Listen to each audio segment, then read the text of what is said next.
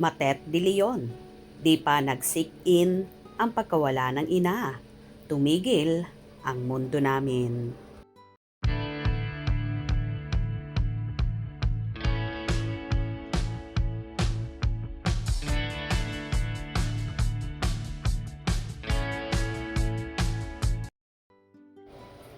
Dumagsa ang mga nakiramay sa burol ni national artist Nora Honor noong Huwebes Santo at Biyernes Santo, April 17 at 18, 2025 sa The Heritage Park, Fort Bonifacio, Taguig City. Siyempre, gusto po naming magpasalamat sa lahat nang na-appreciate po namin lahat yung pakikiramay na mga nagmamahal kay Mami. Gumagaralgal na sabi ni Matet de Leon ng makapanayam ng PEP. Salamat po sa inyong lahat. Alam po namin na mahal niyo po ang nanay namin. Kahit na ho, hindi kayo makapunta dito. Thank you. Thank you po sa inyong lahat. Nag-sick-in na ba sa kanya ang pagyao ng kanyang mami? No. Mabilis na tugon ni Matet. Pag wala na kayong lahat. Oo, iba yan. Pag wala ng tao dito. Kasi kami ang nagbabantay dito sa gabi. Lahat kami nandito. So pag wala na kayo, wala na kaming kausap. Doon na siya malungkot. Sama-sama ang magkakapatid na sina Ian, Lotlot, Matet, Kiko at Kenneth sa 70th birthday celebration ni Ate Guy noong May 20, 2023 sa Seda Vertis, North, Quezon City. Nitong May 21, 2025, ilang araw na lamang magse-celebrate dapat siya ng 72nd birthday. Mas naging close silang magkakapatid ngayon. Lalo kasi alam mo, kuya, syempre, ang nagbabayin sa amin si Mami, di ba? Nanay siya. Siyang nanay namin. Nanay namin siya. Kahit anong sabihin ng mga tao na kung ano-ano, alam mo na. Sambit ni Matet. Early bird si Matet sa birthday sa lubong ni Ate Guy noong 2023. Doon opisyal na natuldukan ang away nila ng kanyang mami dahil sa gourmet tuyo business. Matatandaang noong December 2022, naghimutok si Matet sa Instagram dahil kinopentensya siya ng superstar ang kanyang produkto. Noong May 2023 sa 70th birthday ni Nora, nagyakapan ang mag-ina. Ang saya-saya nila nung gabing iyon. Present din doon si John Rendes na bida sa pelikulang Toma Cruz, Sa Puso ng Isang Anak, kung saan si Nora mismo ang executive director. Kasama sa cast ng Toma Cruz si Matet, Ian, Kenneth at si Nora.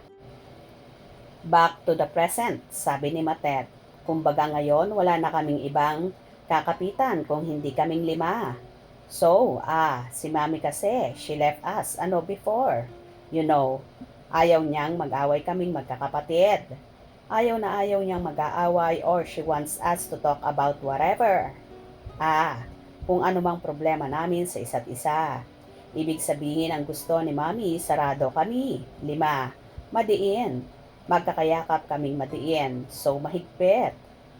Sa kanilang 5 magkakapatid, naging glue si Matet de Leon. Lalo na noong 2022 kung saan kinilala si Nora Honor bilang pambansang alagad ng sining. Bakit ako? Nandoon kami. Everybody was po kasi nun eh. Hinay-hinay na sabi ni Matet. Wala. Ano po kami? Naghihilahan kami ng lakas. Kumbaga, nagbibigayan kami ng lakas sa bawat isa. Bantayan kami. Ate ko, lustay na rin ang energy ng ate ko. Ang kuya ko din, mga kapatid ko, si Kiko at si Kenneth. Tapos may mga anak pa kami, nandito din. So we have to take care of the kids also. Kanya-kanya kaming Tapos nakatoka rin mga anak ni ate, sina Janine Gutierrez, si Jessica, Diego, and Max. So kumbaga, lalong ng lahat. Kami magkakapatid, pamilya namin. Pagmumustra ni Matet. Nagparamdam na ba sa kanya si Ate Guy? Hindi. Tinatawag ko, huy, wag mo akong tinatanong ng ganon. Kasi nga, ako emosyonal na pakiusap ni Matet. Inaano ko pa, parang tinatawag lang namin. Ano ang dalangin niya para sa kanyang mami? Kapayapaan. Kapayapaan. Because, honest naman si mami sa lahat. Sad ni Matet. Her life medyo naging mahirap yung buhay niya. So yun po, panalangin ko po yung kapayapaan ng kalooban niya. I am sure masayang masaya po si mami kasi andon ang lolo ko. Andon po ang lolo ko. Ang mga kapatid niya andon, so yun po. Miyerkules Santo pumanaw ang superstar na si Nora Honor. Kasagsagan ng Semana Santa ang burol. Nawala nga sa isip namin Nawala sa isip naming lahat. Parang tumigil yung mundo namin. Nang Miyerkules, bulalas, ni Matet. Siyempre, focus muna kami ngayon. Si Matet sa borol ni Ate Guy kaya hindi siya nakakapag-live selling. Nagtitinda siya online ng mga pabango at gamit araw-araw. Gaano kadalas siya mag-live selling? Kung may kumuha, may mga sikat na artistang gumagawa niyan. Nakakapagod ilang oras ang bawat session ng live selling. Walang nakakapagod para sa mga anak, di ba? May college na tayo. Yung anak kong isa scholar naman, so ayos lang. Bahala siya sa buhay niya. Sabi ni Matet, may bunso pa akong nag-aaral. Sa April 21, Lunes, ang huling gabi ng lamay para kay Ate Guy.